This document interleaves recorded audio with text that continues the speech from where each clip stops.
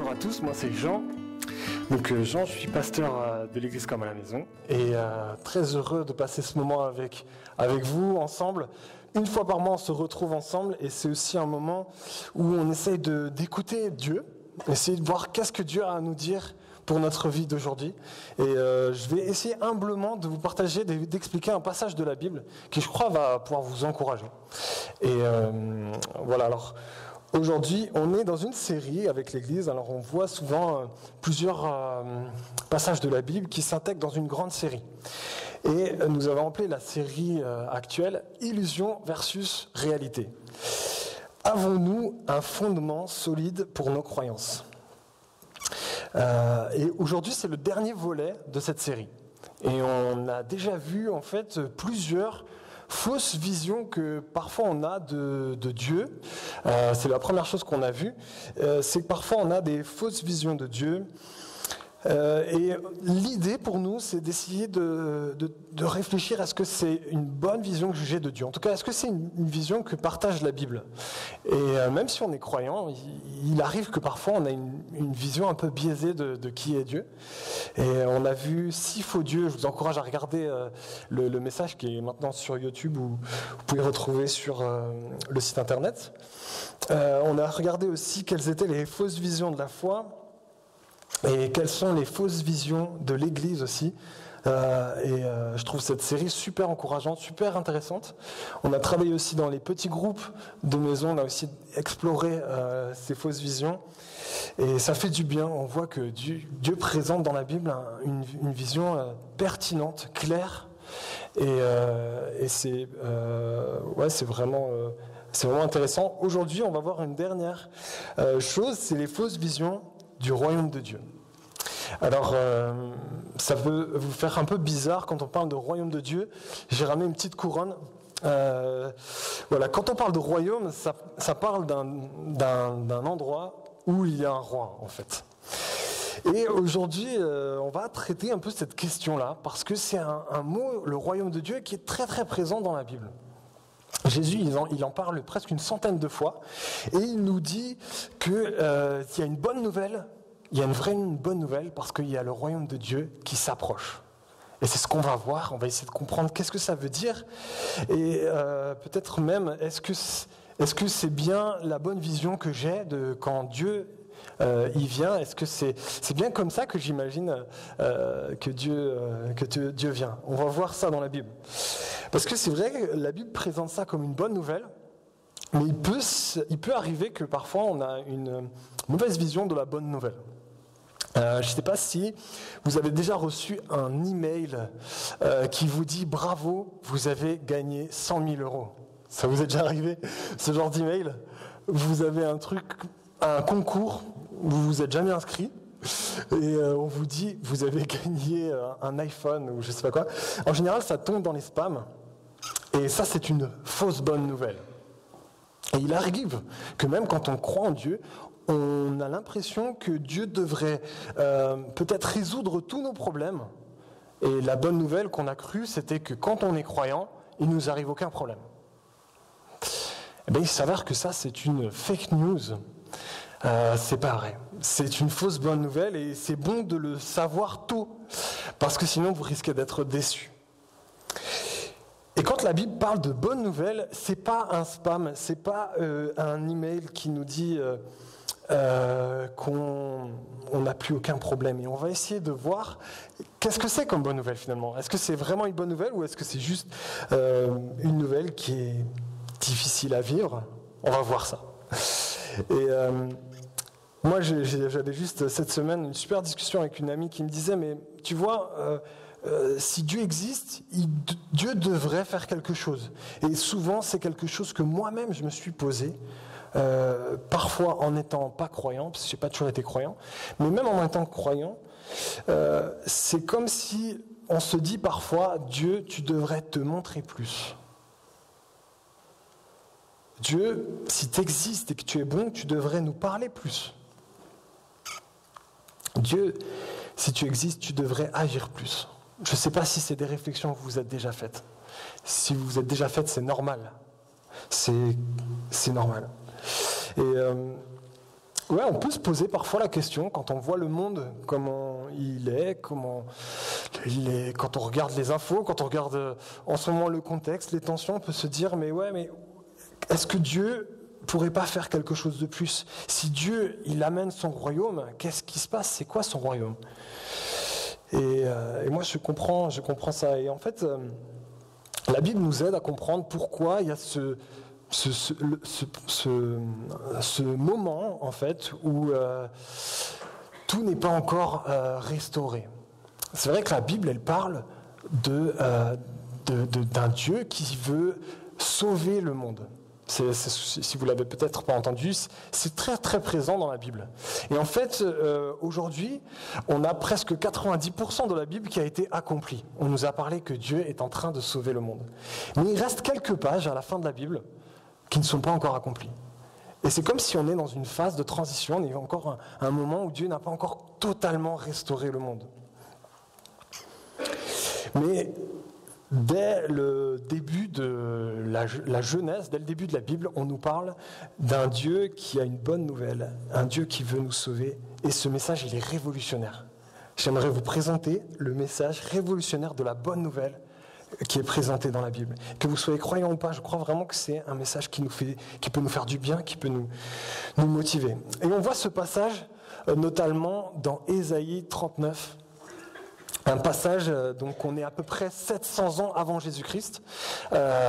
Donc en fait, on lit dans la Bible que Dieu se révèle à certaines personnes, puis au bout d'un moment, il se révèle, il se rapproche d'un peuple, le peuple d'Israël. Et ce peuple, voilà, c'est la descendance de Abraham, Moïse, peut-être que vous connaissez. Et ce peuple, il a notamment vu Dieu agir. Il a vu des trucs incroyables, il est sorti d'Égypte, il a vu des miracles assez dingues, et puis il a reçu les 10 commandements. Et Dieu, en fait, petit à petit, les conduit dans un pays promis, un pays où c'est magnifique, où on dit qu'il coule le lait et le miel. C'est vraiment un pays prospère, un pays beau. Et en fait, le peuple s'installe dans ce lieu, et petit à petit, il oublie Dieu. Et petit à petit, il abandonne les 10 commandements, il abandonne le fait de faire confiance à Dieu. Et en fait, c'est dans ce contexte-là qu'on va lire une lettre qui est écrite par un prophète qu'on appelle, qui s'appelle Ésaïe. Un prophète, ça veut dire quelqu'un qui parle de la part de Dieu.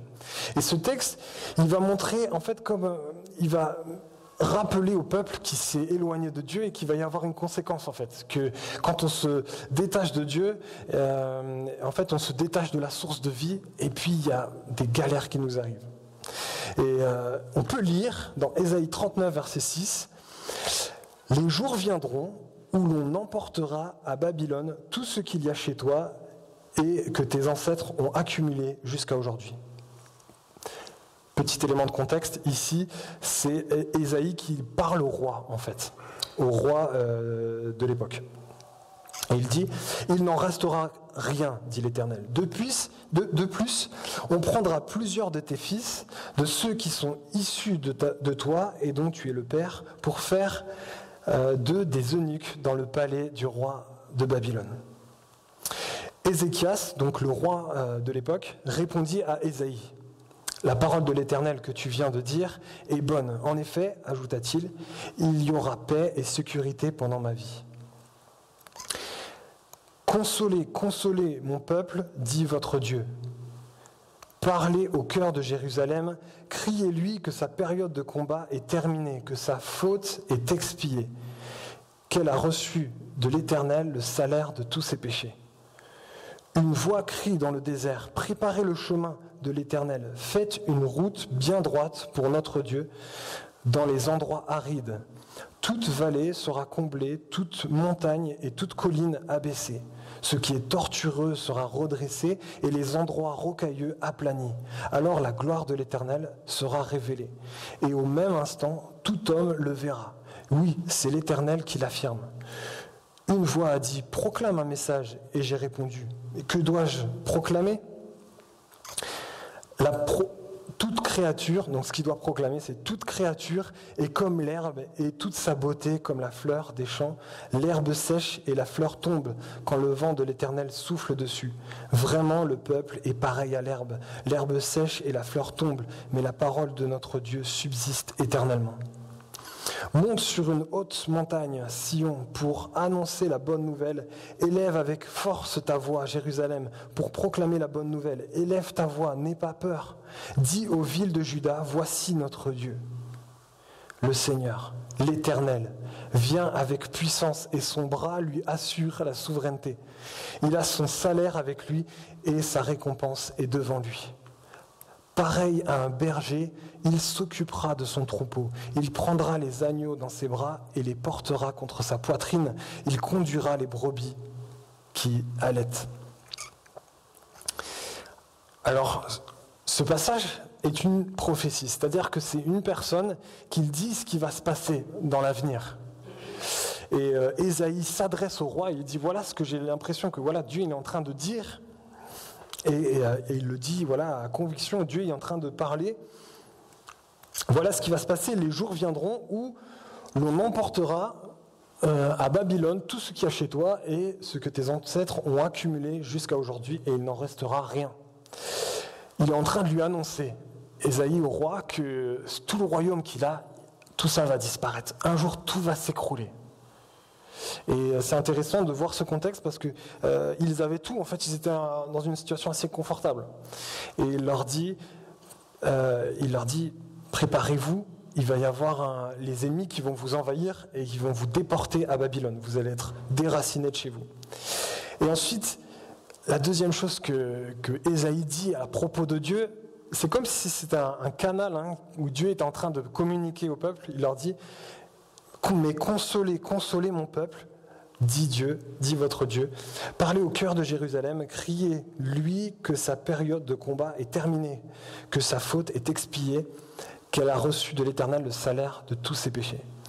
En fait, on commence à voir quelle est la bonne nouvelle de Dieu, ce que Dieu il a envie de faire déjà. Il dit, oui, dans ce monde, il y a des choses terribles qui se passent. Il y a des fois des relations brisées qui sont irréparables, des fois des pays qui sont en guerre.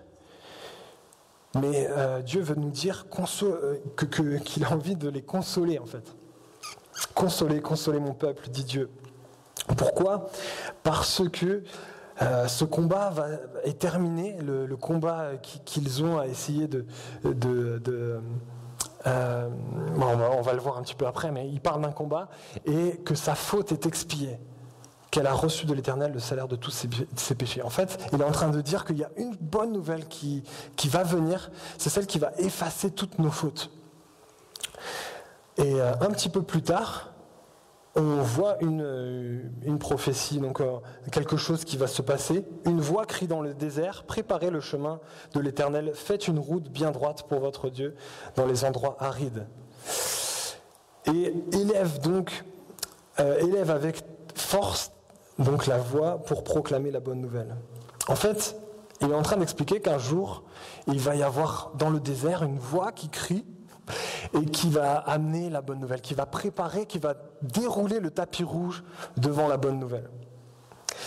Alors peut-être tout ça vous paraît abstrait, mais en fait c'est assez beau ici parce qu'il y a quelque chose de nouveau.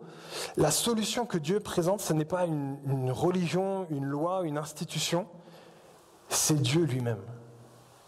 Il dit en fait, voici la bonne nouvelle, voici votre Dieu, le Seigneur l'Éternel vient avec puissance.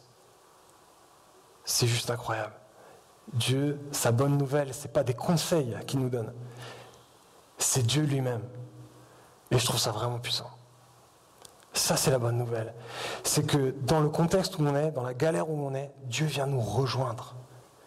Et j'ai toujours cette image de quelqu'un qui se noie. En fait, ici, on voit dans le contexte de l'écriture, il faut s'imaginer un peu, mais c'est le chaos qui va arriver. Les gens vont perdre leur pays, il va y avoir une grosse guerre. Et plutôt que de dire quelques conseils, Dieu, il leur dit, en fait, vous êtes comme en train de vous noyer, et je vais vous chercher.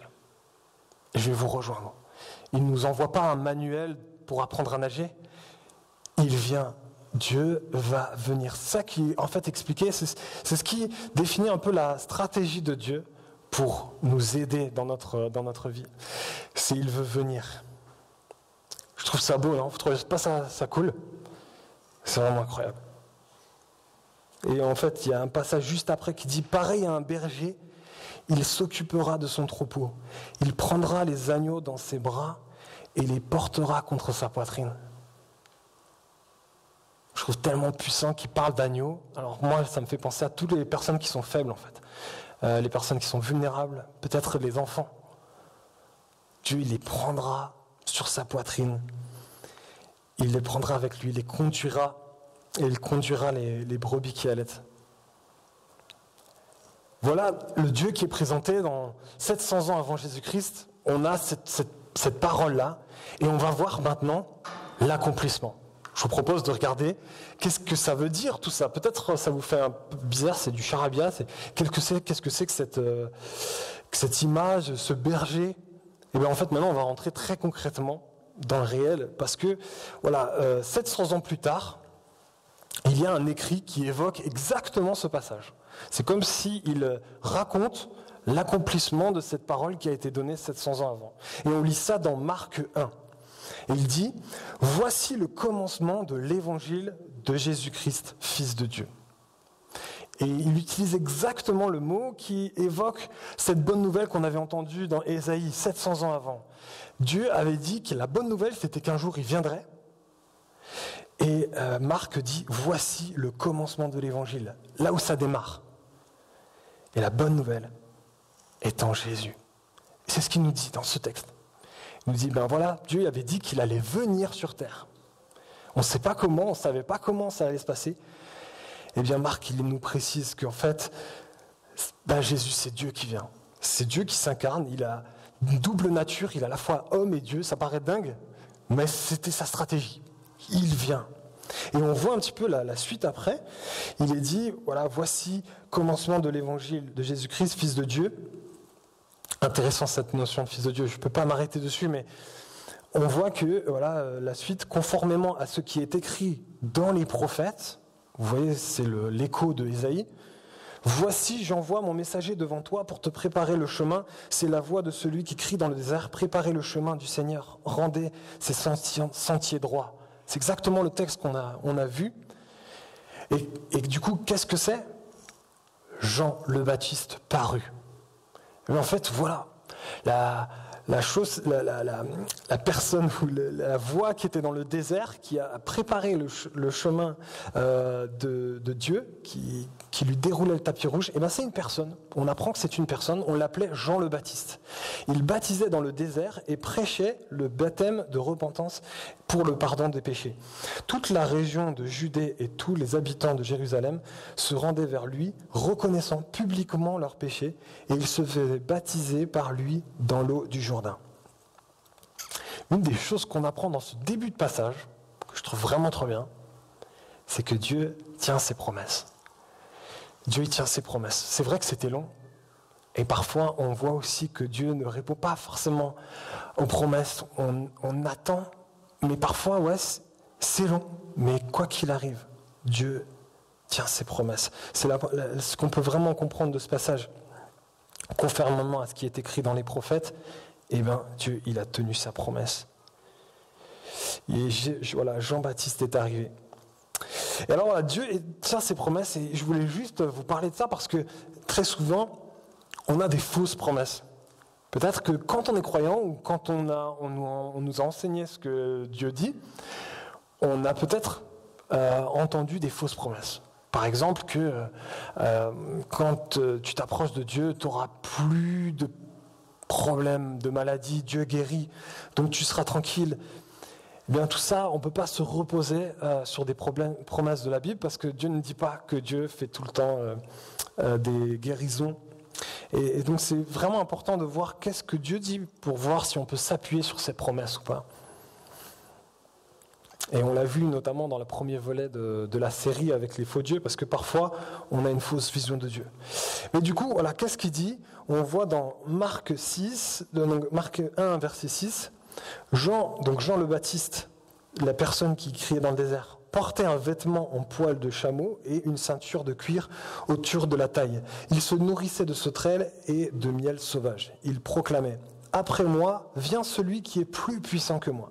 Je ne suis pas digne de me baisser pour détacher la courroie de ses sandales. Moi, je vous ai baptisé d'eau, lui, il vous baptisera du Saint-Esprit. » À cette époque-là, Jésus vint de Nazareth en Galilée et il fut baptisé par Jean dans le Jourdain. Au moment où il sortait de l'eau, il vit le ciel s'ouvrir et l'Esprit descendre sur lui comme une colombe. Et une voix se fit entendre du ciel.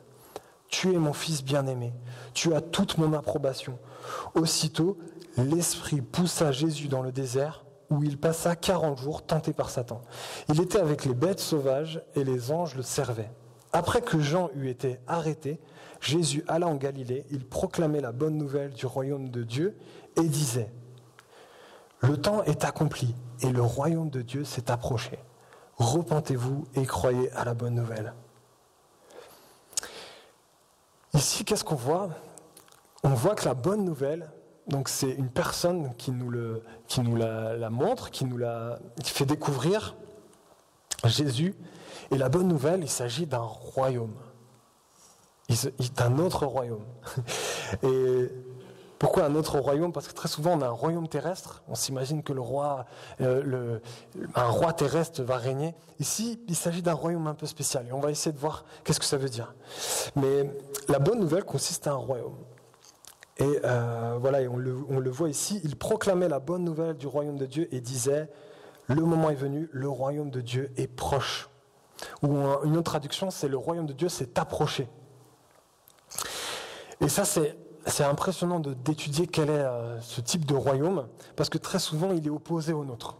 Vous voyez, on a des fois notre idée du roi, et voilà, alors parfois on n'en a plus d'idée parce qu'aujourd'hui on est dans une démocratie, il n'y a plus de roi. Mais peut-être on peut se faire une idée d'un maître. Qu'est-ce que c'est un maître ? Qu'est-ce que c'est un chef ? Et très souvent, on pense qu'un bon roi, c'est quelqu'un qui a un trône bien confortable. Alors je vous dis ça, peut-être vous ne pensez pas ça, mais il peut y avoir un peu cette idée. Et ce qu'on découvre en Jésus, c'est qu'il y a un trône en forme de croix. C'est assez impressionnant de voir comment le royaume de Dieu est, en fait. C'est pas forcément le boss, le maître, n'est pas forcément assis tranquille dans son fauteuil. La Bible nous parle d'un Dieu qui vient sur terre, qui vient prendre le péché et mourir sur une croix pour effacer notre péché. Et son trône à lui, là où il est le plus rayonnant, le plus beau, c'est une croix. C'est une crucifixion. C'est un peu dingue, hein. Le signe des chrétiens, c'est une croix. Moi, ça me semble toujours un peu fou parce que c'est un objet pour tuer des gens. Mais c'est ça. Et pourquoi c'est beau ? Pourquoi c'est le trône de Dieu ? Parce que c'est là où Dieu a vaincu tout le mal qui pèse sur le monde. Et il recrée un chemin vers Dieu. Et c'est la manifestation de l'amour de Dieu. C'est la manifestation de sa puissance. C'est un Dieu immense, parfait, qui se rend tout petit, qui meurt injustement. Vous voyez, c'est ça qui est juste incroyable. Et puis, il a une couronne d'or, un roi comme on imagine. Jésus, qui était venu sur terre, en fait, il avait une couronne d'épines. Il avait une couronne d'épines parce qu'en fait, son but, c'était pas de régner et d'être un chef terrestre, mais c'était de régner dans la vie des personnes, un royaume spirituel. Je passe un petit peu, mais on voit un roi souvent comme quelqu'un de dominant qui fait peur à ses voisins. Le roi qui est présenté dans la Bible, le Dieu roi, le Jésus roi, c'est un serviteur qui veut sauver ses ennemis. Le roi qui aime ceux qui le méritent, c'est souvent notre conception, mais la conception du roi qui est dans la Bible, c'est le Jésus roi, c'est un roi qui aime, même si tu ne le mérites pas. Et c'est fort ça. C'est encore une autre chose, c'est que On pense souvent que le roi dit que c'est le plus grand, c'est le plus fort. Et dans le royaume de Dieu, dans le royaume de Jésus, le plus grand, c'est le plus petit. Ça veut dire que si tu veux être grand, ça veut dire que tu deviens serviteur. Alors c'est une question que j'aimerais vous poser. Et si la paix qu'on recherche dans notre vie ne se trouverait pas dans un royaume? Et si la solution n'était pas d'avoir un bon roi? Parce que oui, un royaume, peut-être, ça vous n'avez pas trop envie. Je sais que personne n'a envie d'être soumis à quelqu'un, on aimerait être libre. Mais si c'est un bon roi, ça change vraiment la donne, en fait. Ici, on voit dans notre passage, vous vous souvenez, on a souvent cette idée, on dit « Dieu, tu devrais te montrer plus », nous parler plus, agir plus. Ici, si on regarde bien le fait que Jésus soit Dieu qui vient nous voir et nous parler, en fait, on a Jésus qui est venu. On a envie souvent de dire Dieu parle plus, et en fait, Jésus, c'est celui qui amène la parole, c'est celui qui nous a donné toute sa parole qu'on retrouve dans la Bible. On peut entendre parler de Dieu en lisant la Bible. Et puis, on aimerait que Dieu agisse plus, mais si on regarde bien, si Jésus est vraiment Dieu, Dieu a fait un truc incroyable. Il est venu nous rejoindre, et puis il veut changer notre monde. Il veut amener son royaume chez nous. Alors, qu'est-ce que ça change dans ce monde? Si le royaume de Dieu vient, qu'est-ce que ça change? Eh bien, on le voit ici, voilà, Jésus il dit que le royaume de Dieu s'approche, il vient proche. En fait, il faut bien comprendre, j'ai fait des petits dessins pour essayer de comprendre le royaume de Dieu, j'espère que ce sera clair. La Bible nous raconte qu'au départ, dans la Genèse, il y avait un seul royaume, où Dieu était le roi. Mais il nous a laissé libres de l'accepter comme roi ou pas, en fait. Et naturellement, l'homme a choisi, et nous, encore aujourd'hui, on choisit d'être notre propre roi. C'est comme si on a été éloigné du royaume de Dieu. Et en fait, ça a été automatique à partir du moment où on a pris la couronne. Dès qu'on veut être notre propre roi, ça veut dire être notre propre chef. Eh bien, en fait, le royaume de Dieu s'éloigne de nous. En plus, c'est plutôt nous qui nous éloignons du royaume de Dieu. Et la Bible nous raconte dès le début que Dieu essaye de ramener son royaume vers nous. Le fait qu'il règne, il veut les ramener vers nous. Et en fait, ce qu'on voit dans la Bible, c'est que le royaume de Dieu a tout ce qu'on aspire. On aspire à la paix, à l'amour, la beauté, la justice, la bonté, la patience. Tout ça font partie du royaume de Dieu. Tous ces attributs sont des choses que nous recherchons, en fait, au fond. Et nous, on est comme dans un monde brisé, on aimerait vivre ces trucs-là, ces attributs-là, mais on a du mal à les vivre. On est comme dans un monde brisé. Et Dieu, ce qu'il fait, il continue son plan de sauvetage. On voit qu'il rapproche son royaume du nôtre. Et jusqu'au moment où il y a Jésus, en fait. C'est comme si, au moment où il y a Jésus, eh bien, il y a le royaume de Dieu qui commence à venir dans notre monde. Le domaine de Dieu n'est plus si loin que ça. Il s'est approché par Jésus. Quand vous voyez Jésus, vous commencez à voir qu'est-ce que normalement devrait être une vie normale. Et on voit combien, si vous regardez vraiment les attributs de Jésus, qu'est-ce qu'il montre, qu'est-ce qu'il enseigne. Il enseigne exactement ça. Il enseigne la paix, l'amour, la beauté, la justice, la bonté, la patience. Et j'en verrai plein d'autres. Mais on voit que Jésus n'a pas accepté de faire un royaume terrestre en disant je vais devenir un roi politique sur cette terre. En fait, non, il veut restaurer totalement le monde et il veut le faire dans une dimension qui nous dépasse. On a parfois l'idée que d'un problème matériel, on a une solution matérielle. Jésus propose une solution spirituelle. Et c'est parfois peut-être quelque chose qui peut-être nous challenge le plus, nous, pays occidentaux, parce qu'on est devenu très matériel, mais voilà, Dieu parle d'un royaume spirituel. Et en fait, il y a une chose qui est très intéressante, c'est le fait que le royaume de Dieu est déjà et pas encore là. Aujourd'hui, maintenant, le royaume s'est approché, mais il n'est pas encore totalement là. C'est pour ça qu'il reste encore quelques pages dans la Bible où on va voir comment Dieu va totalement restaurer le monde de son royaume. Et ce qu'on apprend, voilà, c'est que le monde est brisé, mais qu'il va être restauré. Et ça a déjà commencé. Et ça peut déjà commencer en nous. Et c'est ça qui est juste et génial. C'est comme si le royaume de Dieu, vous voyez, c'est des rayons de lumière qui commencent à venir sur le monde, encore plus à partir quand Jésus est venu sur terre, il y a eu des rayons qui sont encore plus présentés au monde. Et en fait, ils peuvent nous éclairer, mais ça peut aussi éclairer autour de nous. Et c'est cette question que le texte nous pose, parce qu'il y a une invitation dans ce texte. Et elle nous dit, est-ce que tu veux refléter le royaume de Dieu ? Est-ce que tu veux rentrer dans ce royaume ? Est-ce que tu veux participer à ce royaume ? Et que ça bouleverse, que ça change le monde. Et c'est ça qui est juste passionnant, c'est que le royaume de Dieu, c'est pas juste Dieu qui fait son truc tout seul. Il nous invite à y participer, il nous invite à être des personnes qui transforment le monde. Et la grande question qu'on peut se dire, ok, mais comment le vivre ? Aujourd'hui, le texte le dit, en fait, juste après. Donc, on l'a lu. Repentez-vous et croyez à la bonne nouvelle. En fait, à l'évangile, pardon, c'est la bonne nouvelle.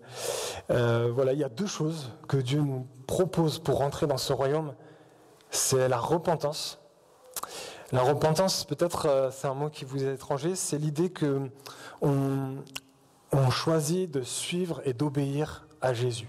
C'est comme si un peu vous aviez votre couronne sur la tête et puis vous la quittiez et vous la donnez à Jésus.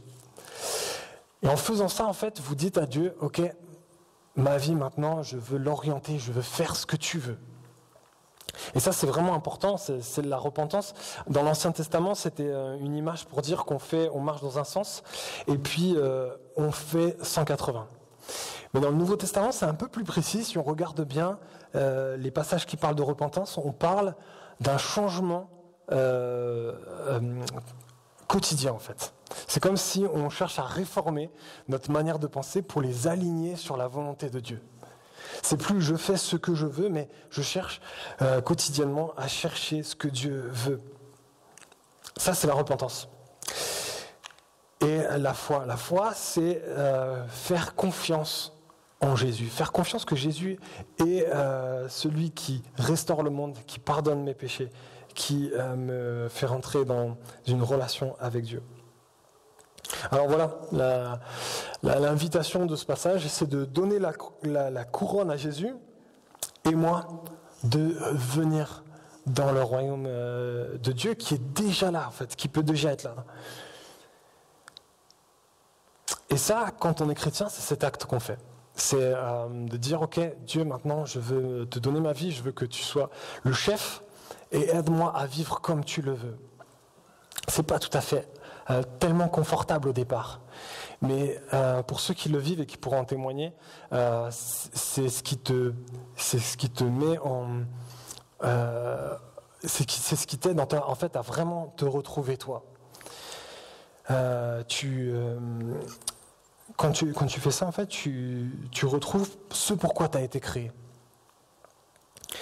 Et ensuite, le Seigneur nous invite à partager le royaume de Dieu et le vivre tout autour de nous. Tous ces attributs qu'on a vus, Dieu nous invite à les partager, à le partager. Et en fait, Dieu nous donne cette force pour le faire. Voilà, tout peut commencer à vivre. Tu peux commencer à vivre une vie restaurée quand tu donnes ta couronne à Jésus. Alors concrètement, je vais vous donner quelques petites applications pour vivre ce texte. La première que j'aimerais vous encourager à faire, c'est de remercier Dieu que son royaume est accessible. Ça, vous pouvez le faire quotidiennement. C'est quelque chose qui est vraiment important parce qu'en fait, ça vous fait reconnaître que c'est une chose vitale pour vous. On peut parler de louange, mais c'est vraiment important de remercier Dieu pour ça. La deuxième chose, je vous encourage à prier que ton règne vienne. C'est notamment un passage qui fait partie de la prière du Notre Père, quand Jésus a enseigné à prier. Il disait, quand vous priez, dites que ton règne vienne. Et c'est un peu comme dire, Dieu, viens, ton royaume qui vienne plus dans ma vie. Vous pouvez prier que Dieu guérisse des personnes. Ça fait partie des choses où le royaume de Dieu peut se montrer, en fait. Quand Jésus guérissait des personnes, en fait, il était en train de montrer des extraits de ce que le royaume de Dieu est en réalité.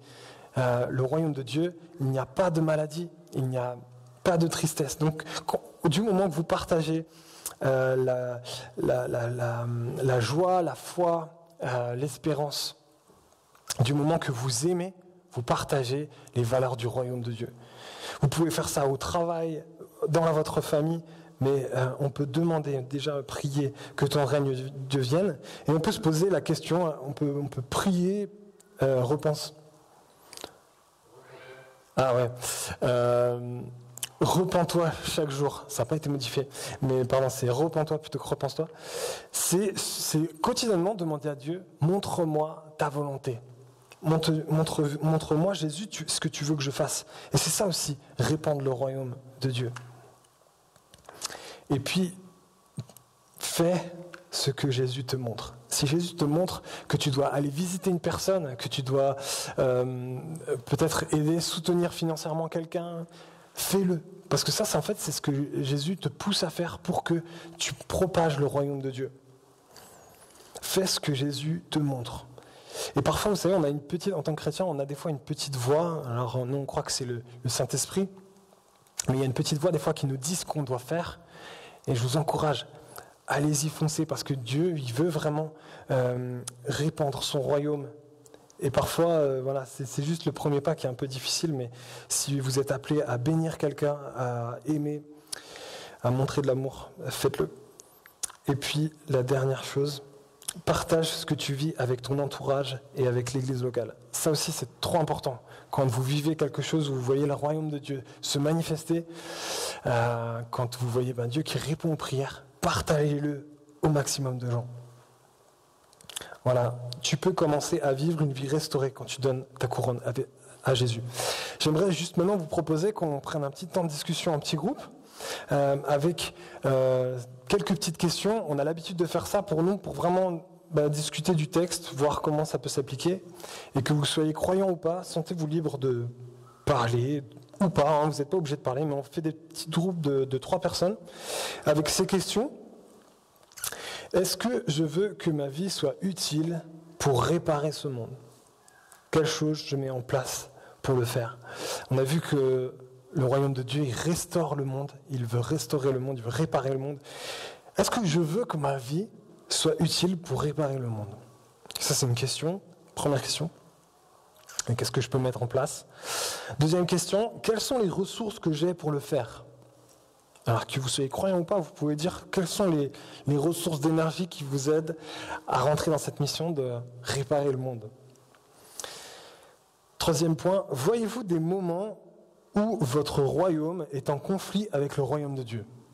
Alors, je vous ai dit, on a tous un peu cette tendance à vouloir être notre propre Dieu, notre propre chef. Est-ce que vous avez déjà ressenti ce conflit de dire, mais si Dieu est mon chef, est-ce que ça veut dire que moi je dois enlever ma couronne ? Ça veut dire que je dois peut-être ne plus être libre de faire ce que je veux ?